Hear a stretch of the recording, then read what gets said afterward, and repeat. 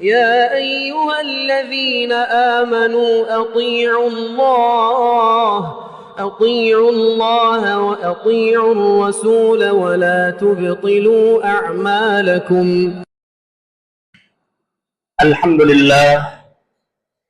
الحمد لله وحده والصلاة والسلام على من لا نبي بعده. أما بعد، فأعوذ بالله من الشيطان الرجيم. بسم الله الرحمن الرحيم. يا أيها الذين آمنوا اتقوا الله حق تقاته ولا تموتن إلا وأنتم مسلمون. يا أيها الناس اتقوا ربكم الذي خلقكم من نفس واحدة وخلق منها زوجها وبث منهما رجالا كثيرا ونساء واتقوا الله الذي تساءلون به والأرحام إن الله كان عليكم رقيبا. يا أيها الذين آمنوا اتقوا الله وقولوا قولا سديدا يصلح لكم أعمالكم ويغفر لكم ذنوبكم ومن يطع الله ورسوله فقد فاز فوزا عظيما.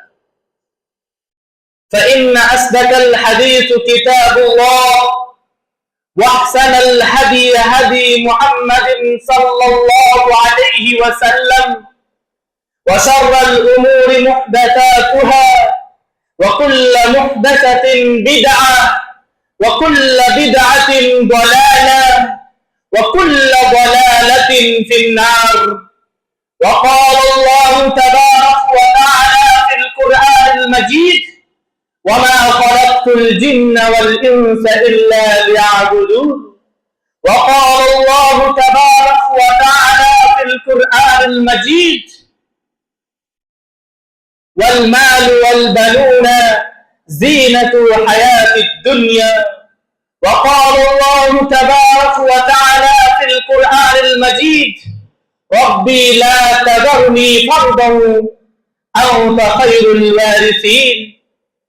وقال الله تبارك وتعالى في القرآن المجيد: إنما أموالكم وأولادكم فتنة.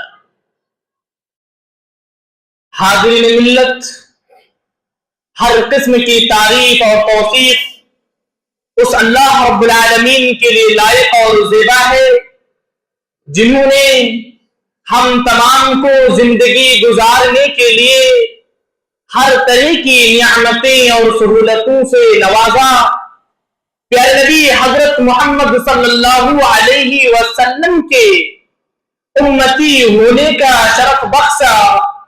اللہم صلی علیہ وسلم بارک۔ حاضرین ملت، پیارے نبی صلی اللہ علیہ وسلم امت اسلامیہ کے لیے، امت محمدیہ کے لیے اسوہ اور نمونہ ہے۔ لقد كان لكم في رسول الله اسوة حسنة۔ آپ کے لیے، ہمارے لیے رسول اکرم صلی اللہ علیہ وسلم کی زندگی اسوہ اور نمونہ ہے۔ انسان اس بات پر ایمان رکھتا ہے کہ اللہ رب العالمین تنہا مالک ہے، اس بات پر ایمان رکھتا ہے کہ وہ تنہا خالق ہے، اس بات پر ایمان رکھتا ہے کہ اس دنیا سے ایک دن کوچ کر کے جانا ہے، اس دنیا سے ایک دن رخصت ہونا ہے۔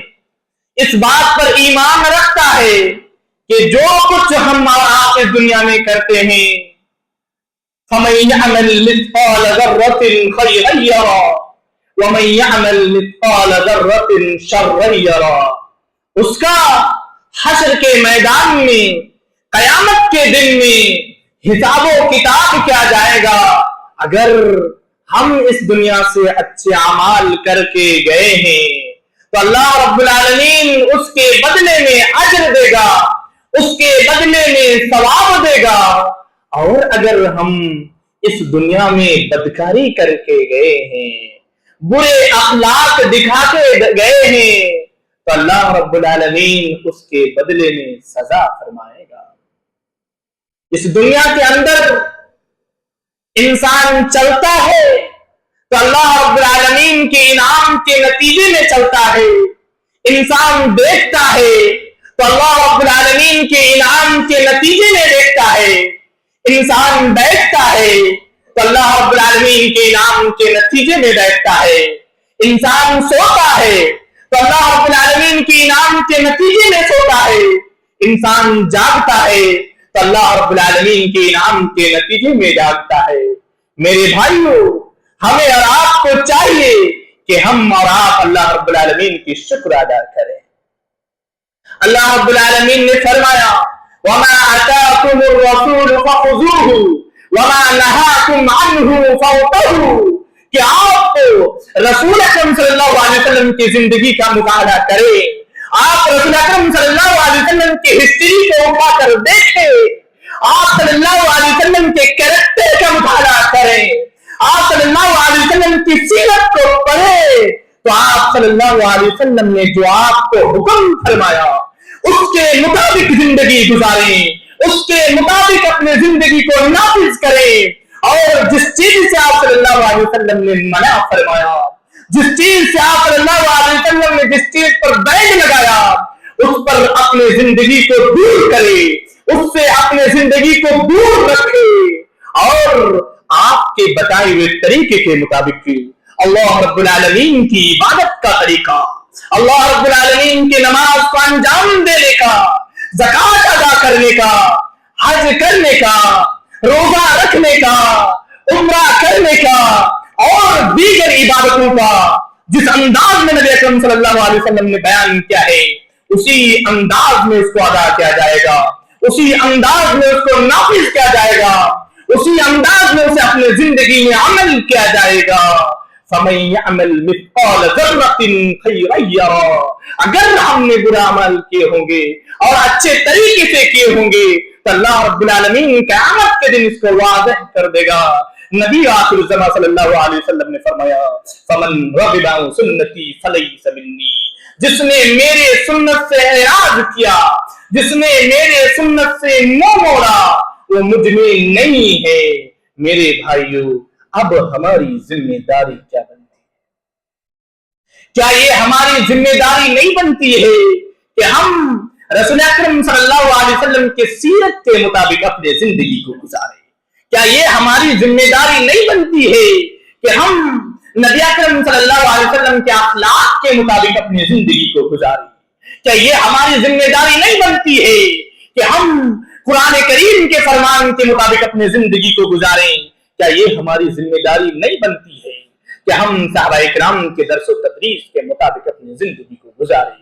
نبی اکرم صلی اللہ علیہ وسلم کے دور کو اٹھا کر دیکھتا ہوں تو آپ صلی اللہ علیہ وسلم نے جس طرح سے صحابہ اکرام کو ٹرین کیا، جس طرح سے صحابہ اکرام کی تربیت کی، آپ صلی اللہ علیہ وسلم کے اصحاب کو ظلم و ستم کے پہاڑ توڑے گئے، ان پر کبھی ان کو تختی ریت پر لٹایا گیا، کبھی لوہے کو گرم کر کے ان کے جسم میں رکھا گیا، تو کبھی ان کو بازاروں میں رسیوں سے باندھ کر بازاروں میں گھسیٹا گیا، اور کہیں حضرت صہیب کو اس قدر ظلم کیا، حضرت بلال کو اس قدر ظلم کیا۔ اللہ اللہ پکارتے رہے، نبی آخر الزمان صلی اللہ علیہ وسلم کے پاس آتے، آپ سے کہتے کہ مشرکین مکہ ہم پر اس طرح ظلم کرتے ہیں، نبی یہ کہہ کر تسلی دیتے کہ تم سے پہلے تو کسی پیغمبروں کو آرے سے چیرا گیا، تو کسی کے گوشت کو لوہے کے کنگھی سے چھیلا گیا، تو کسی کو زندہ جلایا گیا، لیکن اس نے حق کو نہیں چھوڑا۔ پھر صحابہ اکرام مکہ کے گلیوں میں جاتے، پھر گھسیٹا جاتا، پھر تپتی ریت پر لٹایا جاتا، اور تکلیف دی جاتی، ستائے جاتے، پریشان کیے جاتے۔ نبی آخر الزمان صلی اللہ علیہ وسلم نے آپ کے اصحاب کی اس قدر تربیت کی ہے، آپ کے اصحاب کو اس قدر ٹریننگ دی ہے کہ ایک مشرکین مکہ جاسوسی کے لیے نبی اکرم صلی اللہ علیہ وسلم کے پاس آتے تو دیکھتے ہیں کہ صحابہ اکرام نبی کے ساتھی محمد کے ساتھی اس سے اس قدر محبت کرتے ہیں، اس کے اس قدر تعظیم کرتے ہیں، اس کے اس قدر عزت کرتے ہیں کہ اگر وہ وضو کرتے ہیں اور وضو کا پانی نیچے گرنے نہیں دیتے ہیں ان کے اصحاب، اس پانی کو اٹھا لیتے ہیں پھر اس سے وضو فرماتے ہیں۔ یہ تھے نبی اکرم صلی اللہ علیہ وسلم کی کیریکٹر، اور یہ تھے ان کا مقام، یہ تھا ان کا مرتبہ، جس سے وہ مشرکین مکہ کے جاسوسی کرنے والا بھی خود ان کے دل اسلام قبول کر لیتا ہے۔ مشرکین مکہ کے پاس جاتا ہے تو کہتا ہے کہ کیا کرے، کس چیز کی جاسوسی فرمائے، نبی کی تعریف کرے کہ کیا کرے، میرا دل بھی تو اس نے لے لیا۔ تو یہ تھے نبی اکرم صلی اللہ علیہ وسلم۔ آج ہم اور آپ اگر کسی کی تھوڑی سی غلطی ہو جائے تو اس کو ڈانٹنے پر ابھر آتے ہیں، مسجدوں پر چلانے کو ابھر آتے ہیں۔ نبی اکرم صلی اللہ علیہ وسلم ان کے ایک ساتھی وضو کر کے آتے، نماز شروع کر دیتے، وضو نہیں ہوتا، ان کا پیر نہیں بھیگتا ہے۔ نبی اکرم صلی اللہ علیہ وسلم بتاتے ہیں کہ ادھر آؤ، میں وضو کرتا ہوں، تم دیکھو۔ یہ تھے نبی اکرم صلی اللہ علیہ وسلم کے کیریکٹر، یہ تھے نبی اکرم صلی اللہ علیہ وسلم کے اخلاق۔ کیوں نہ تعظیم کریں گے صحابہ اکرام؟ حضرت عباس نبی اکرم صلی اللہ علیہ وسلم کے دربار میں بیٹھے رہتے کہ کب حضور پاک اپنے گھر سے باہر نکلیں گے کہ میں اس حدیث کی تشریح پوچھوں گا، کب باہر نکلیں گے کہ میں اس قرآن کریم کے شان نزول پوچھوں گا، کب باہر نکلیں گے کہ میں اس آیت کے مفہوم پوچھوں گا۔ اس طرح کر کے نبی اکرم صلی اللہ علیہ وسلم نے صحابہ اکرام کی تربیت کی ہے۔ حضرت عبداللہ ابن عباس حضرت ابوبکر کی صحبت میں رہیں، حضرت عمر فاروق کے صحبت میں رہیں، حضرت علی رضی اللہ تعالی عنہما کے صحبت میں رہے، حضرت عثمان غنی رضی اللہ تعالی عنہما کے صحبت میں رہے۔ یہ تھے حضرت عباس جس کی تربیت نبی اکرم صلی اللہ علیہ وسلم نے کی ہے، جس کی تربیت حضرت ابوبکر نے کی ہے، جس کی تربیت حضرت عثمان نے کی ہے، جس کی تربیت حضرت علی نے کیا ہے۔ اور وہ شخص کیسا ہو سکتا ہے؟ وہ پورے دنیا کا مفسر قرآن میں ہوتا ہے۔ آج بھی اگر قرآن کے اندر کسی کی رائے سب سے زیادہ مقبول مانا جاتا ہے تو حضرت عبداللہ ابن عباس کی رائے مقبول مانی جاتی ہے۔ کیوں؟ کیونکہ ان کی تربیت نبی اکرم صلی اللہ علیہ وسلم کے ہاتھوں ہوئی۔ نبی اکرم صلی اللہ علیہ وسلم کے اخلاق اس قدر تھے کہ صحابہ اکرام کے دل کو اس قدر موہ لیے کہ جس نے آپ سے دشمنی کے لیے آیا، سر اس کا چھینا جو سر لینے آیا، دل اس کا چھینا جو سر لینے آیا۔ یہ بندہ نوازی کا محبت کا جوہر دکھایا، یہ بندہ محبت کا جوہر دکھایا، خود کھاتے جو اور جواہر لٹاتے۔ گوا دی ہم نے میرے بھائیوں، گوا دی ہم نے جو اسلاف سے میراث پائے تھے، گوا دی ہم نے جو اسلاف سے میراث پائی تھی، سریا سے زمین پہ آسمان نے ہم کو دے مارا۔ یہ تھے نبی اکرم صلی اللہ علیہ وسلم کے اخلاق۔ حضرت عائشہ صدیقہ رضی اللہ تعالی عنہا نبی اکرم صلی اللہ علیہ وسلم کے ساتھ رہتے رہتے محدثہ بن جاتی ہے، مفسرہ بن جاتی ہے، فقیہہ بن جاتی ہے۔ نبی اکرم صلی اللہ علیہ وسلم جتنے لوگ آپ کے ساتھ رہتے آپ ان کو درس دیتے، آپ ان کی تربیت کرتے، لیکن افسوس کا مقام ہے کہ آج ہماری حالت کیا ہے۔ آج اس پرفتن دور میں، آج اس حالات میں سب سے جو امپورٹنٹ مسئلہ ہے، سب سے جو اہم مسئلہ ہے، جس میں مسلمان سستی کے شکار ہے، جس میں مسلمان ناکامی کے شکار ہے، جس میں مسلمان کاہلی کے شکار ہے، وہ تربیت اولاد ہے، وہ تربیت اولاد کا مسئلہ ہے۔ ورنہ مسلمانوں، ورنہ نوجوانوں، ہمارے ماضی بڑا شاندار تھے، تابناک تھے۔ ہندوستان میں علماء اکرام کے فہل تھے، علماء اکرام کی اتحاد ہے، اور صرف ہندوستان میں حدیث کو لوگوں کو مستفید نہیں کیا بلکہ سعودی عرب سے بھی لوگ ہندوستان میں حدیث کے سند لینے کے لیے آئے، حدیث کے شہادہ لینے کے لیے آئے۔ یہاں کے علماء اکرام محدثین تھے، یہاں کے علماء اکرام فقیہ تھے، یہاں کے علماء اکرام مفسرین تھے۔ ہندوستان کی ایک بڑی تعداد ہے جہاں سے دین کا پرچار ہوتا ہے، جہاں سے شریعت کا پرچار ہوتا ہے، لیکن آج ہماری حالت क्या है। उठाओ तारीख 1857 की, मुसलमानों के साथ जब जुल्म और सितम की चक्कियां पीसी गई, मुसलमानों को कैद बंद की सजाएं सुनाए गए, मुसलमानों को जेल के सलाखों में भेजा गया, मुसलमानों को फांसी के फांदे पे चढ़ाया गया, मुसलमानों के खून बहाए गए। उस वक्त अंग्रेजी अफसरान ने कहा कि अगर हिंदुस्तान में हुकूमत करना चाहते हो, यूं मुसलमानों को कैद करके नहीं होगा, यूं मुसलमान को जेल के सलाखों में डालकर नहीं होगा, मुसलमान के खून को बहाने से नहीं होगा। क्योंकि किसी शायर ने कहा है कि इस्लाम वो पौधा है, काटोगे तो हरा होगा। इस्लाम वो पौधा है, काटोगे तो हरा होगा। यही वजह है मेरे भाइयों कि अगर मुसलमान को तुम मारोगे, उनके खून बहाओगे, तो तुम हिंदुस्तान पे हुकूमत नहीं कर सकते हो। क्योंकि हिंदुस्तान में मुसलमानों को जितना मारोगे, उनका ईमान उतना ही ताजा होगा। किसी अफसर ने कहा कि क्या करे, फरमाया कि अगर मुसलमानों को पिस्पा करना है, अगर मुसलमानों को जवाल करना है, अगर मुसलमानों पर हुकूमत करनी है, अगर हिंदुस्तान पे हुकूमत करनी है, तो मुसलमानों की एक ताकत है, एक बहुत बड़ी ताकत है, उस ताकत को खत्म करना पड़ेगा। और वो ताकत मुसलमानों को कत्ल करके नहीं होगा, वो ताकत मुसलमानों को जेल के सलाखों में डालकर खत्म नहीं होगा। अगर वो ताकत खत्म होंगी, वो ईमान का ताकत है। उनके अंदर, उनके पीछे जो छुपे हुए है ईमान की ताकत, जब तुम इस ताकत को खत्म करोगे तो फिर तुम हिंदुस्तान पे हुकूमत कर सकते हो। वरना मुसलमान आखिरी खून के कतरे तक लड़ते रहेंगे, अपने खून के बलिदान दे देंगे, अपने जान को कुर्बान कर देंगे, लेकिन वतने अजीज से किसी के साथ साजबाज करने वाला नहीं है, किसी के साथ जो है हाथ मिलाने वाला नहीं है। मुसलमानों को अगर खत्म करना चाहते हो, उसके ईमान पर हमला करो। उसके ईमान पर कैसे हमला किया जाए?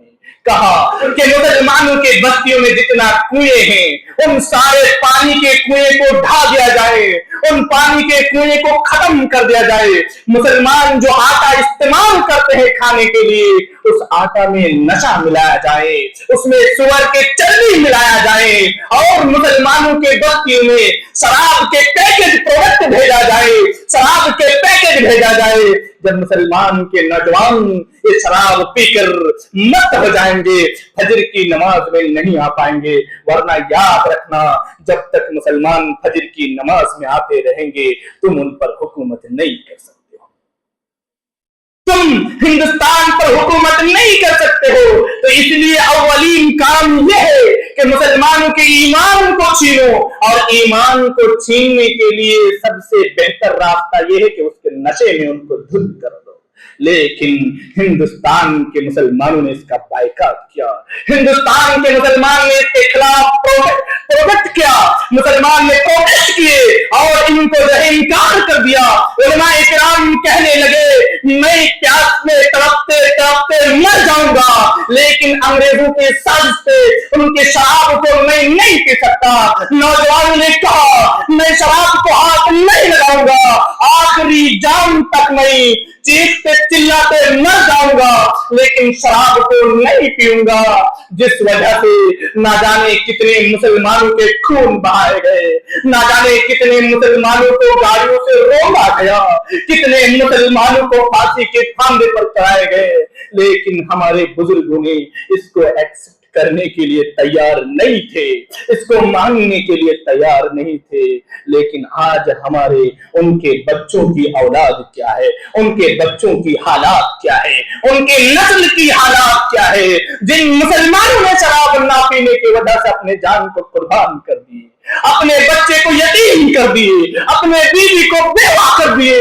आज उनके नस्ल के घर में शराब का प्रोडक्ट तैयार किया जाता है, शराब का डिस्पोजल तैयार किया जाता है, शराब का पैकेज तैयार किया जाता है, और मुसलमानों के बस्तियों में शराब को खुलेआम पिया जा रहा है और शराब को तैयार किया जाता है। मेरे भाई, आज हिंदुस्तान के हालात और हिंदुस्तान के माहौल जिस हालात पर खड़ी है मेरे भाइयों, اگر ہم نے اپنے بچوں کو صحیح تربیت نہیں کی، اگر ہم نے اپنے بچوں کو ہندوستان کے آئین سے واقف نہیں کرایا، اگر ہم اپنے بچوں کو صحیح ایجوکیشن نہیں دے، اگر ہم نے اپنے بچوں کو قرآن کریم کی تعلیم نہیں دی، حدیث کی تعلیم نہیں دی، شریعت کی تعلیم نہیں دی، تو یاد رکھیے گا یہ مسجدیں کہیں ویران نہ ہو جائے، یاد رکھیے گا اس مسجد میں امامت کرانے والا نہ ملے، اذان دینے والا نہ ملے، جنازہ کی نماز پڑھانے والا نہ ملے، کہیں ایسا نہ ہو میرے بھائیو۔ اس لیے خیرکم من تعلم القرآن وعلمہ کے تحت اپنے آپ کو فیضیاب کرتے ہوئے اپنے بچوں کو قرآن کریم کی تعلیم دیجیے، اپنے بچوں کو شریعت کی تعلیم دیجیے، اپنے بچوں کو دین کی تعلیم دیجیے۔ وما خلقت الجن والانس الا لیعبدون کے فریضہ کو اپنے زندگی میں نافذ کرتے ہوئے اپنے بچوں کو تیار کیجیے، اپنے بچوں کو تعلیم دیجیے، ورنہ یاد رکھیے گا میرے بھائیو یہ تاریخ ہمیں کبھی معاف نہیں کرے گی۔ اپنے بچوں کو تیار کریں، اور جب آپ اپنے بچوں کو شریعت کی تعلیم دیں گے، دین کی تعلیم دیں گے، اسلام کی تعلیم دیں گے، تو بچہ دنیا میں بھی کامیاب ہوگا اور آخرت میں بھی کامیاب ہوگا۔ وہ بچہ دنیا میں بھی نمایاں ہوگا، آخرت میں بھی نمایاں ہوگا، اور آپ کے لیے، والدین کے لیے، ماں کے لیے، باپ کے لیے وہ بچہ آخرت میں آپ کے جنت لے جانے کا سبب بنے گا۔ قرآن حکیم اعلان کرتا ہے المال والبنون زینت الحیات الدنیا، کہ اولاد اور یہ مال دنیا کی خوبصورتی ہے، دنیا کی زینت ہے، آپ کی زندگی کی چمک ہے، آپ کی زندگی کی روشنی ہے، لیکن میرے بھائیو وہیں پر ضروری ہے کہ آپ اپنے بچوں کو صحیح تربیت دیجیے، تاکہ یہ آپ کے جو آخرت کی بھی روشنی بنے، آخرت کی بھی خوبصورتی بنے، آخرت کی بھی چمکتی ہوئی روشنی بنے۔ آپ ان کو صحیح تربیت دیجیے، آپ ان کو قرآن کی تربیت دیجیے، آپ ان کو تعلیم دیجیے۔ انبیاء کرام کے گھر میں جب بچہ پیدا نہیں ہوئے تو انبیاء کرام بھی اللہ رب العالمین کے سامنے اپنے دونوں ہاتھ بلند کر کے یا ربی کی صدائیں بلند کیے۔ حضرت زکریا علیہ السلام اللہ رب العالمین کے سامنے اپنے دو ہاتھ کو بلند کر کے دعا کرتا ہے، ربی لا تذرنی فردا، اے میرے رب کریم، اے پروردگار تو مجھے اکیلا مت چھوڑ، مجھے اکیلا مت چھوڑ، مجھے ایک اولاد کی شکل میں وارث عطا فرما، میرے بعد مجھے ایک بچہ عطا فرما مجھے اللہ۔ یہ دعا کرتے ہیں حضرت ابراہیم علیہ السلام کے قوم جب اس پر ایمان نہیں لاتے ہیں، ایمان نہیں لاتے، اسلام قبول نہیں کرتے، حضرت ابراہیم علیہ السلام اپنے وطن سے واپس لوٹتے ہیں، اپنے بیوی کے ساتھ اپنے بیوی کے ساتھ اپنے وطن سے گھر سے باہر نکلتے ہیں تو راستے میں اپنے دونوں ہاتھ کو بلند کر کے کہتے ہیں ربی حب لی من الصالحین، اے اللہ تو مجھے ایک نیک اولاد عطا فرما، اے اللہ تو مجھے ایک صالح اولاد عطا فرما جو میرا بڑھاپے کا سہارا بنے، جو میرا آنکھوں کا ٹھنڈک بنے۔ یہ دعا انبیاء کرام کرتے تھے کیونکہ اولاد ایک بڑی نعمت ہے۔ اس لیے آپ بھی جب اللہ رب العالمین سے اولاد کے لیے دعا کرے ربی حب لی من الصالحین کی دعائیں کریں، یہ اولاد آپ کو آخرت میں نیکی کا ثواب کا ذریعہ بنے گا، آپ کے آخرت کی پونجی ہوگا یہ اولادیں، یہ بچے، یہ اولاد آپ کے آخرت کی پونجی ہوں گی، ورنہ یہ دولت کچھ کام نہیں آئے گی، یہ زمین کچھ کام نہیں آئیں گی، یہ مال و متا کچھ کام نہیں آئیں گے، یہ دکانیں وغیرہ کچھ کام نہیں آئیں گے میرے بھائیو۔ اگر کام آئیں گے تو آپ نے جو نیک اولاد چھوڑ کے گئے ہیں وہ کام آئیں گے۔ اگر آپ دنیا سے رخصت ہو گئے ہیں، آپ نے اپنے بچوں کو صحیح تربیت کر کے گئے ہیں، جس دن آپ دنیا سے رخصت ہوں گے، یہ دنیا سے چلے جائیں گے، اس دن آپ کا بیٹا آپ کے لیے نماز جنازہ پڑھیں گے اور رب سے یہ دعا کریں گے اللہم اغفر لی حینا و میتنا، یا اللہ تم میرے والد کے لیے مغفرت فرما، یا اللہ تم میرے امی کی غلطیوں کو مغفرت فرما۔ فرما, یا اللہ تو میرے والدین کے خطاؤں کو مغفرت فرما. جب جنازہ اٹھا کر لے جایا جائے گا, قبر کے اندر دفن کرنے کے لیے لے جایا جائے گا, تو بچہ آپ کے کھڑے ہوں گے اور کہیں گے بسم اللہ وعلی سنتی رسول اللہ. اے میرے والد, تو مجھے دنیا سے چھوڑ کے چلا گیا, لیکن آج تجھے اس قبر کے اندر اللہ رب العالمین کے نام کے ساتھ اور نبی اکرم صلی اللہ علیہ وسلم کے سنت کے ساتھ تجھے قبر میں اتر رہا ہوں. اور جب قبر میں رکھ دیا جائے گا, تمام لوگ مٹی ڈالیں گے اور دفن کر کے جانے لگیں گے. آپ کا بچہ کھڑا ہوگا اور دعا کریں گے اللہم اغفر لہو, اے اللہ تو ان کی مغفرت فرما, اے اللہ تو میرے والد کے خطاؤں کو, بچی غلطیوں کو معاف فرما دے. اور کہیں گے اللہم ثبتہ, یا اللہ تو انہیں ثابت قدم رکھ. یہ دعا چیرتی پھاڑتی ہوئی رب کریم کے پاس پہنچے گی. رب کریم کہیں گے فرشتوں سے کہ اے فرشتے, فلاں شخص کے والد کے قبر کو تو کشادہ کر دے, ان کے قبر میں ایک جنت کا دروازہ کھول دے, ان کے قبر کو کشادہ کر دے. کیونکہ اولاد اگر نیک چھوڑ کے جائیں گے, اولاد اگر صالح چھوڑ کے جائیں گے, جب آپ کے پیچھے دعا کریں گے تو وہ دعا رب کریم قبول فرمائیں گے. اس لیے آپ اولاد کو نیک چھوڑ کر جائیں. جب آپ کے اولاد وہاں سے گھر واپس آئیں گے, مسجد آئیں گے, یہ دعا کریں گے وَقُلْ رَبِّ ارْحَمْهُمَا كَمَا رَبَّيَانِي صَغِيرًا, کہ اللہ تو ان پر رحم فرما, اس پر شفقت فرما جس قدر اس نے بچپن میں میرے ساتھ شفقت فرمایا تھا, جس قدر اس نے بچپن میں میرے ساتھ مہربانی کی تھی, اللہ تو اس پر اس قدر مہربانی عطا فرما. یہ دعا کریں گے میرے بھائی. مسلم شریف کی حدیث ہے, نبی اکرم صلی اللہ علیہ وسلم فرماتے ہیں کہ انسان دنیا سے چلے جانے کے بعد, انتقال ہو جانے کے بعد, وفات ہونے کے بعد دنیا کے 3 چیزوں سے ان کو فائدہ پہنچتا ہے. 3 چیزوں سے ان کو فائدہ پہنچتا ہے. ایک, صدقہ جاریہ. اگر اس نے دنیا میں صدقہ جاریہ کر کے گئے, کہیں مسجدوں کی تعمیر ہو رہا تھا, اس نے حصہ لیے ہیں, یا پھر کسی غریبوں کی مدد کی ہے, یا پھر کسی کو جو اللہ رب العالمین کے راستے میں فی سبیل اللہ میں روپیہ خرچ کیا ہے, تو وہ باقی رہے گا, ان کا ثواب اس کو ملتا رہے گا. اسی طرح جو اس نے علم دیا ہے لوگوں کو, جو علم سکھایا ہے, جو نافع علم ہے, جو نفع بخش ہے, جو اپنے بچوں کو صحیح تربیت دیے ہیں, اپنے بچوں کو صحیح گائیڈ کیے ہیں, اس طرح نماز پڑھا جائے, اپنے بچوں کو بچپن سے ہی مسجد میں لے کر آئے, اپنے بچوں کو نماز پڑھائے, اپنے بچوں کو روزہ رکھوایا, سب کچھ کیے. اس کے جانے کے بعد کم از کم اگر اس کے بچے ہی صحیح سے دین پر قائم رہے, صحیح سے نماز پڑھے, صحیح سے روزہ رکھے, تو اس کے ثواب بھی ان کے والد محترم کو ملیں گے, اس کے ثواب بھی ان کے والدہ محترمہ کو ملیں گے. اسی طرح سے تیسری چیز یہ ہے کہ ولد صالح, نیک اولاد اگر چھوڑ کے جاتے ہیں اور وہ اولاد آپ کے حق میں دعا کرتا ہے, تو اللہ رب العالمین بھی اس کا ثواب آپ کو پہنچائے گا. مسلم شریف کی حدیث ہے کہ 3 چیزیں پہنچا کرتی ہیں. لیکن یہاں پر ایک نقطہ میں اجاگر کر دینا مناسب سمجھتا ہوں, وہ یہ ہے کہ اولاد جو ہے نیک ہونا چاہیے, صالح ہونا چاہیے. اور وہ اولاد صالح اور نیک تبھی ہوگا جب آپ ان کی پرورش حلال مال سے کیے ہوں گے, صحیح مال سے کیے ہوں گے. اگر آپ ان کی پرورش صحیح مال سے نہیں کیے ہیں, حرام مال سے ان کی پرورش کیے ہیں, یہ بندہ صالح تو نہیں ہو سکتا, یہ بندہ نیک نہیں ہو سکتا.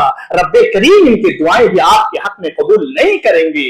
ایک شخص اللہ رب العالمین کے سامنے اپنے دونوں ہاتھ کو بلند کرتے ہیں, یا ربی ومطعمہ حرام ومشربہ حرام وغذی بالحرام, جس کا کھانا حرام, جس کا پینا حرام, جس کی پرورش حرام سے ہوئی ہے, کیا ان کی دعائیں قبول ہو سکتی ہے؟ نہیں ہو سکتی ان کی دعائیں قبول. اسی لیے اپنے بعد جو اولاد کو چھوڑ کے جائیں وہ نیک ہونا چاہیے, وہ صالح اولاد ہونا چاہیے میرے بھائی. اور ہمارے ماؤں کی کیا ذمہ داری ہے؟ ام سلیم کی تاریخ اٹھا کر دیکھتا ہوں, حضرت انس کی ماں کی تاریخ اٹھا کر دیکھتا ہوں, تو حضرت انس کی ماں اللہ رب العالمین سے دعا کرتی ہے اور کہتی ہے اللہ تو مجھے ایک بیٹا نواز, اللہ تو مجھے ایک بیٹا دے, اگر تم مجھے ایک بیٹا دو گے تو میں اسے نبی کی خادم بنا دوں. جب حضرت انس پیدا ہوتے ہیں, نبی اکرم صلی اللہ علیہ وسلم ہجرت کر کے مدینہ آتے ہیں, تمام مسلمان نبی اکرم صلی اللہ علیہ وسلم کو ہدیہ تحفہ سے نواز رہے تھے. اس وقت ام سلیم حضرت انس کی ماں نبی اکرم صلی اللہ علیہ وسلم کی خدمت میں آتی ہے اور کہتی ہے کہ اے آقا، اے سرور کونین، میرے پاس تو دینے کا کچھ نہیں ہے، میرے پاس دینے کا کچھ نہیں ہے، لیکن میرا بیٹا ہے، میں اسے آپ کے خادم بنانا چاہتا ہوں، میں اسے آپ کے خادم بنانا چاہتا ہوں۔ لیکن صرف آپ کے خادم نہیں بنائے حضرت انس کی ماں، بلکہ آپ کی تربیت میں دے دی۔ آپ صلی اللہ علیہ وسلم ان کے معلم ہو گئے، آپ صلی اللہ علیہ وسلم ان کے استاد ہو گئے۔ حضرت ام سلیم جس قدر ذہن کے مالک تھے کہ اپنے بچوں کو خدمت میں دیے، لیکن نبی اکرم صلی اللہ علیہ وسلم کے شاگرد بھی بنا دیے۔ اور جن کو شاگرد کی صرف حاصل ہو جائے وہ بے مثال ہو سکتا ہے، وہ نوجوان وہ بچہ بے مثال بچہ ہوگا۔ اس لیے میری مائیں جو صالحہ ہوتی ہے، جو عفیفہ ہوتی ہے، جو نیک ہوتی ہے، تو ان کے پیٹ سے امام ربیعہ جیسا بچہ پیدا ہوتا ہے، ان کے پیٹ سے امام بخاری جیسا بچہ پیدا ہوتا ہے، ان کے پیٹ سے امام مسلم جیسا بچہ پیدا ہوتا ہے۔ لیکن آج ہمارے ماؤں کی حالت کیا ہے؟ آج ہمارے مائیں تو ٹی وی میں اور سیریل دیکھنے میں ویست ہے، کہاں سے اپنے بچوں کی تربیت کریں گے، کہاں سے اپنے بچوں کی پرورش کریں گے؟ جب آپ کے بچے اسکول سے آئے تو آپ اپنے بچے کے ساتھ آپ کو کیا سلوک کرنا چاہیے؟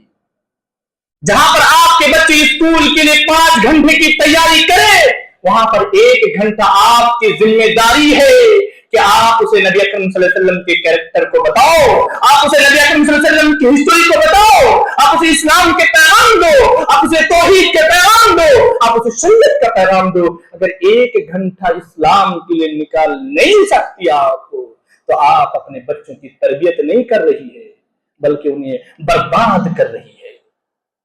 اللہ سے دعا کرتا ہوں کہ اللہ تعالی ہم تمام کو صحیح سلیم سمجھنے کی توفیق عطا فرمائے، آمین۔ وصلی اللہ علی نبینا محمد وعلی آلہ وصحبہ وسلم۔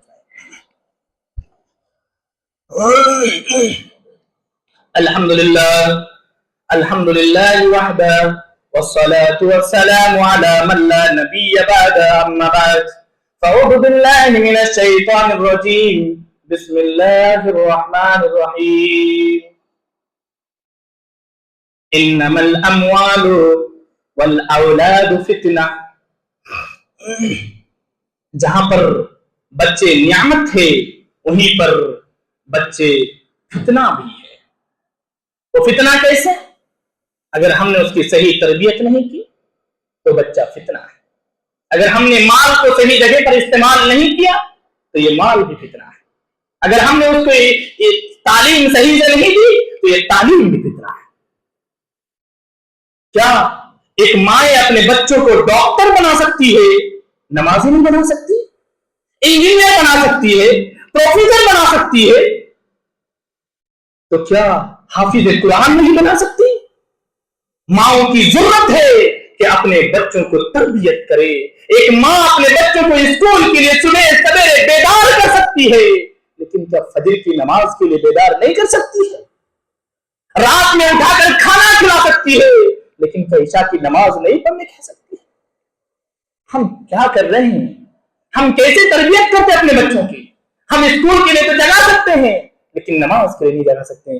یہی بچہ آپ کے چلے جانے کے بعد جب بدکاریوں میں ملبس ہو جائیں گے، غلط راستے میں ملبس ہو جائیں گے، تو لوگ دنیا میں بھی آپ کو گالی دیں گے اور آخرت میں بھی آپ کی حالات خراب ہوں گی، کیونکہ کل قیامت کے دن اللہ رب العالمین نے فرمائے گا، اللہ رب العالمین سوال کرے گا، میں تمہارے اولاد کو تمہیں ذمہ دار بنایا تھا، تمہیں سرپرست بنایا تھا، تم نے ذمہ داری کیسے ادا کی؟ تم نے ذمہ داری کو کس طرح نبھائی؟ یہ سوال رب کریم کل قیامت کے کوٹ میں آپ سے ہمیں پوچھنے والا ہے۔ اس لیے اپنے بچوں کو جہاں اسکول کے لیے تیار کرے وہاں پر نماز کے لیے تیار کرے۔